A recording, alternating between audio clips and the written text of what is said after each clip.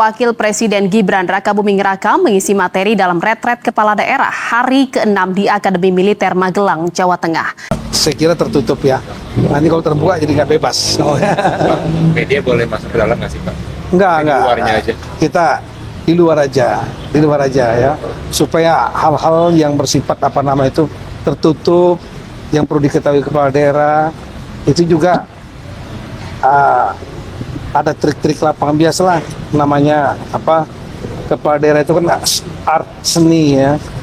Horas, Baligi Akademi dari tepian yang sangat indah. Oke pemirsa, hari ini saya sedang menunggu-nunggu tadi ya seorang wapres yang sangat muda belia, usia 30-an tahun ya. Sangat muda, seorang wapres Wakil Presiden Republik Indonesia Gibran Rakabuming Raka katanya ingin memberikan materi ya di retret para kepala daerah ya, hampir 500 kepala daerah yang hadir di Akademi Militer Magelang. Saya tunggu-tunggu ya, bagaimana sih bagaimana ia memberikan materi kepada para kepala daerah secara terbuka live gitu ya. Saya tunggu sebagai warga negara yang membayar pajak, yang tentunya membayar pajak untuk fasilitasnya dia juga ya. Sebagai wakil presiden, tetapi kekecewaan saya memuncak ya, ternyata dilakukan secara tertutup. Saya heran ya dari penjelasan Mendagri ya, Duta Rekayasa Polri itu, Rekayasa BB Digital kasus Jessica Wongso itu, Tito Karnavian itu menjelaskan harus tertutup katanya. Karena ada hal yang perlu di bla bla bla bla bla katanya.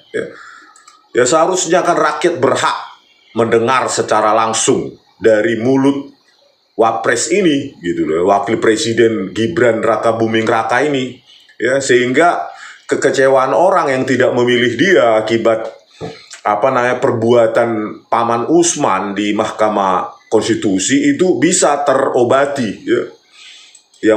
Khususnya yang tidak memilih dia, tetapi harus menerima keberadaannya sebagai wakil presiden supaya ada kebanggaan bahwa wakil presiden kita ya, seorang anak muda ternyata punya qualified yang memang di atas rata-rata Indonesia kan gitu kan, dengan logika dia memberikan materi tersebut ya, penekanan di mana, terus penjelasan di sana sini sangat detail gitu ya.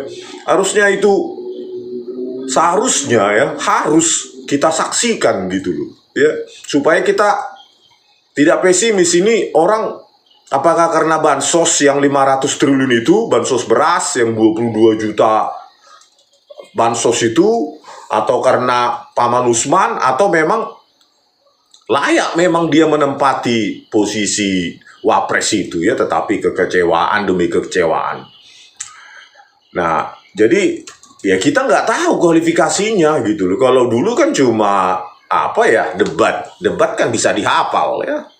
Harusnya seorang anak muda yang katanya berprestasi sangat layak untuk menjadi wakil presiden, terutama digembar-gemborkan oleh Partai Solidaritas Indonesia, itu kan menunjukkan kiprahnya gitu loh. Jangan hanya pergi ke seperti berita ini ya, pergi ke bagi-bagi skincare ya, seorang wapres kelasnya kok bagi-bagi skincare saat cek makan bergizi gratis di SMA Negeri 13 Jakarta ya. Wapres Gibran mengatakan dalam setiap kunjungan ke sekolah-sekolah dia kerap membagikan berbagai perlengkapan sekolah yang merupakan produk lokal, seperti sales product gitu loh. Kelasnya kok cuma seperti ini, kualitas dari wapres Indonesia yang dibayar rakyat dengan segala macam mobil dinasnya, rumah dinasnya, keluarganya, listrik segala macam, perjalanan dinas, gaji. Masa cuma bagi-bagi skincare Ya, terus cek makan siang, makan bergizi gratis. Apa nggak ada visi misi ke depan gitu loh untuk anak muda? Apalagi sekarang ini, bahkan saya baca atau tonton di TikTok atau di mana itu, ya, bahkan lulusan sarjana UGM ya, yang IPK 3,9 harus melakukan menial job, ya, merawat orang tua, ya, perawat untuk yang caretaker gitu loh, untuk orang tua atau yang cacat, IPK 3,9 UGM. Dan banyak lagi mungkin yang mahasiswa sarjana atau S2, S3 yang nganggur, tetapi Anda punya spesial ya di Indonesia ini hanya karena anaknya presiden dulu ya, nyawa presnya juga pada saat bapak Anda sebagai presiden. Anda punya apa ya, kekhususan yang sangat spesial bagi daripada anak-anak muda yang lain. Kalau cuma membagi-bagikan skincare, mencek-cek makan bergizi gratis, ya rugilah kami menggaji Anda sebagai wapres. Itu loh, tunjukkan kualitas dan jangan alergi datang ke kampus. Gitu loh, jangan kelasnya anak SD, SMP, SMA. Anda kan representasi dari anak-anak muda sekarang ini. Tunjukkan Anda itu punya kualitas yang jauh di atas rata-rata anak muda Indonesia, gitu loh. Jangan alergi datang ke kampus, datanglah ke kampus terbuka gitu, jadi kami juga bisa menonton bagaimana kualitas Anda gitu loh. Layak enggak nanti dicapreskan katanya Prabowo kan? Prabowo Subianto kemarin sempat itu guyon atau joke atau apa ya kan, mau nyalon lagi presiden. Tapi kami nggak tahu kualitas pemikiran Anda gitu loh. Ya, tiba-tiba nanti dicairkan bansos terbiri lagi. Ya, seperti membeli kucing dalam karung. Ya, karena sudah tidak zamannya lagi masuk gorong-gorong ya untuk jadi pemimpin, tidak zamannya lagi membawa mobil tahyul, mobil gaib yang sampai sekarang nggak jelas, SMK itu udah nggak zamannya lagi. Sekarang era medsos, era buka-bukaan, ya kami ingin ya pemimpin yang kami gaji itu memang layak untuk kami gaji, apalagi sebagai wakil presiden dengan segala macam fasilitasnya. Tetapi kalau cuma mengecek makan bergizi gratis, bagaimana itu, enak enggak? Coba begitu-gitu. Terus membagi-bagikan produk skincare. Memangnya Anda salesman? Ya. Jauh sekali dengan kualitas yang kita harapkan. Harusnya kan Anda datanglah. Anda kan anak muda, lulusan sarjana atau S2 katanya, S1 atau S2 Singapura. Saya juga nggak tahu karena banyak berceceran informasi-informasi yang nggak confirm gitu, nggak konvergen tentang pendidikannya. Anggap aja lah S1, S2 di Singapura, ya, di Australia atau di Singapura. Kenapa nggak datang itu? Sudah 120 hari dan Anda representasi dari anak-anak muda Indonesia. Jangan alergi, jangan takut datang ke kampus. Tukar pikiran dan lakukan debat-debat ilmiah gitu, debat terbuka untuk mendapatkan apa? Pemikiran yang baru bagi Anda. Ya, mahasiswa itu calon pemimpin masa depan.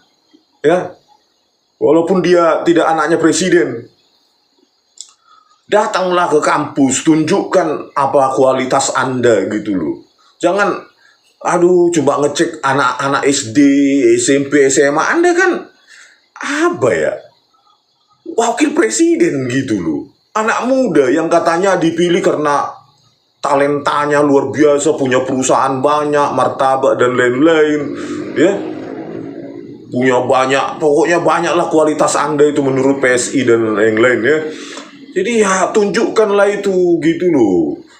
Kita juga sebagai manusia-manusia yang lebih tua dari Anda, khususnya manusia-manusia yang sering bergelut di kampus, ya, pingin dikunjungi oleh seorang wapres muda yang talented, yang well educated, yang very spesial gitu kan. Bagaimana ini solusi Anda menurut Anda tentang kasus-kasus yang menjadi perhatian di kalangan mahasiswa, terutama ya tentang sains dan teknologi, ya tentang industri kita yang mati, tentang Indonesia yang hanya mengimpor, ya tidak membuat sendiri. mengimpor dan mengimpor dan mengimpor. Semua teknologi kita impor, tidak ada base industri di kita. Gitu. Banyak lagi tentang lowongan pekerjaan, tentang KKN ya, korupsi, kolusi dan nepotisme. Bahkan dalam mencari pekerjaan pun harus bayar. Gitu loh. Harus orang dalam. Bagaimana solusinya? Ya kalau cuma menanyain anak SD ya apalah. Ya ada apalah, apa interaksi dan tukar menukar pikiran di kalangan anak SD yang takut untuk mengutarakan pemikirannya, kan begitu ya. Jadi kalau cuma kita kecewa ya saya memang tidak memilih Anda karena saya golput gitu loh, tetapi kan mau tidak mau saya menerima dan membayar pajak kan, untuk salah satu pembayar pajak dari ratusan juta rakyat Indonesia yang membiayain presiden, wakil presiden dan seluruh jajarannya ya tentu saya berhak dong, kecuali saya di eksklusifkan ya. Oh, Anda karena Anda tidak memilih Prabowo Subianto dan Gibran maka Anda tidak bayar pajak, kan enggak, semua pembayar pajak. Dan Prabowo Subianto mengatakan baik yang memilih dan tidak memilih itu sama, semua presidennya, presiden wakil presidennya ya Prabowo Subianto dan Gibran gitu. Jadi saya berhak untuk menuntut ya, menuntut bagaimana seorang wakil presiden dari negara besar itu menunjukkan kelasnya, menunjukkan kualitasnya, bukan bagi-bagi skincare. Memangnya untuk apa dibagi skincare itu? Gitu. Apa hubungannya dengan asta cita yang digelorakan, digembar-gemborkan selama kampanye? Ini kan Anda pada saat debat capres mengatakan akan menyediakan 19 juta lapangan pekerjaan, 5 juta green jobs, bla bla bla bla bla bla. Bagaimana tahapannya sekarang? Sudah sampai di mana itu? Program kerja tersebut? Atau nanti tinggal dipercantik statistik tiba-tiba selesai 2029 gitu. Bagaimana tahapannya itu? Ya, menciptakan lapangan pekerjaan apa? Ya, 5 juta itu dan 14 juta itu. Jadi total 19 juta. Kan gitu. Ya kita ini memberikan materi di Akmil saja untuk para kepala daerah harus tertutup. Bagaimana kita mengetahui kualitas Anda kalau ditutup-tutupi terus dengan alasan yang nggak masuk akal ya. Seperti dibilang Tito Karnavian si raja rekayasa barang bukti digital itu loh. Jadi ya sesekali lah kunjunginlah, coba kunjungan kerja, lakukan debat sesama, kan nggak jauh usiamu dengan usia anak-anak muda, apalagi yang usia master dan doktor kan sama, hampir sama rata-rata usia 30-an. Untuk master dan doktor itu kan banyak yang usia usia Anda. Jadi tidak ada jarak usia, terjadilah tukar pikiran yang sesama usia gitu loh, untuk membawa Indonesia maju, terutama untuk mengimplementasikan bagaimana 19 juta yang Anda kampanyekan itu bisa terlaksana. Jenis pekerjaan apa? Apakah cuma pekerjaan informal?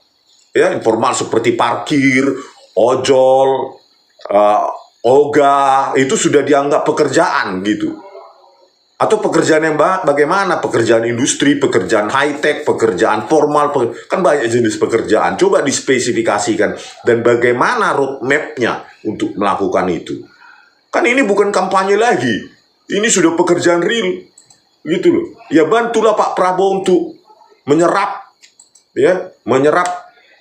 aspirasi dari kalangan-kalangan muda. Terutama yang kalangan-kalangan muda well educated seperti sarjana, master, dan doktor di kampus. Gitu loh. Ya bantulah untuk menyerap itu. Jangan menyerap dari anak SD apalah. SMP, SMA bagi-bagi skincare. Apa yang bisa Anda serap seperti itu? Gitu loh. Bosan kami menonton, membaca tentang Anda. Kunjungan makan bergizi gratis. Enak enggak? Besok lagi ke SD sini, SMP, SMA bagi skincare. Besok bagi apa lagi? Bagi cukur. Ya, kemarin dibawa cukur gratis ke sekolah. Besok apa lagi? Bulu mata. Besok apa lagi? Kubis buatan. Kan kacau seperti ini. Nggak ada kelasnya ya. Rugi kita membayar pajak kalau kelas dari kualitas dari wapres seperti ini. Gitu. Anda kan masih muda, dituntut energik gitu loh. Open minded gitu, ya kan? Ya open mindednya ya ke kalangan Anda lah, yang well educated ini. Bagaimana apanya perhatian mereka terhadap penegakan hukum, terhadap masa depan mereka. Ya. Setelah lulus bagaimana? Apa yang kan banyak yang perlu diserap dari mahasiswa itu, gitu loh.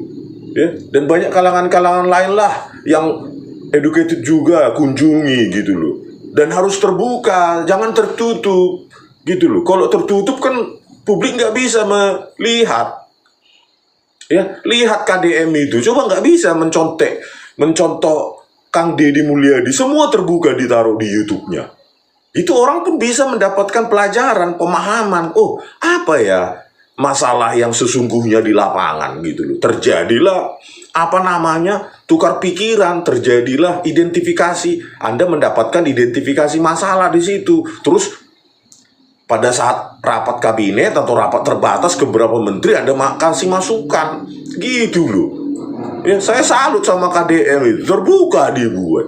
Kita tahu kualitas pemikiran dia. Ya. Jadi kalau Anda ini menjadi pemateri di retret aja, ya mungkin sudah ada teksnya atau yang disiapkan ya kan. Speech yang udah disiapkan aja nggak berani terbuka. Gimana lah ini. Indonesia benar-benar gelap ya. Kalau Anda nggak tahu lah lagi ngomong apa, benar-benar gelap ya. Gelap. Indonesia ini benar-benar gelap ya. Gelap. Ada lagi Presiden Prabowo mengatakan ya, Indonesia ini pertumbuhan ekonominya di atas Jepang, Perancis dan segala macam, tapi pengangguran di mana-mana. Mana ada di Perancis Perancis, Jepang dan segala macam antri sembako, antri gas 3 kg, terus tukang parkir di mana-mana, Pak Uga di mana-mana, ojol di mana-mana. Itu kan karena nggak mendapatkan pekerjaan formal mereka, gitu loh. Dan banyak lagi lah kemiskinan kalau pakai takaran World Bank atau Bank Dunia itu $3 sekian per kepala per hari ya, atau 50.000 per kepala per hari, itu 40% sampai 50% penduduk Indonesia miskin. Ya, bayangkanlah itu 50.000 saja per kepala per hari. Ya, standar World Bank, Bank Dunia itu 40% lebih, 100 juta orang miskin. Bagaimana mungkin kita dibandingkan dengan Jerman, di atas Jerman, Prancis, Jepang? Itu kan hanya untuk orang yang nggak paham apa-apa itu. Ya bisa lah dibong-bongin deh kalau uneducated kayak gitu. Ya, mana apanya? Di mana-mana banyak pengangguran, PHK. Ada kemarin perusahaan A, saya tonton di YouTube. Ya, PHK sekian ribu, ini lagi PHK lagi. Itulah harusnya Wapres ini yang mendatangi. Kenapa PHK? Kenapa ini? Kenapa itu? Kalau anak istri apalah. Ya. Oke pemirsa, ya kekecewaan demi kekecewaan semakin relevan nih. Indonesia gelap dan Indonesia bubar 2030 sesuai prediksi yang dikutip oleh Prabowo Subianto pada saat kampanye 2019. Ya, semakin relevan Indonesia bubar kalau begini. Oke, sampai jumpa di video kami selanjutnya. Horas.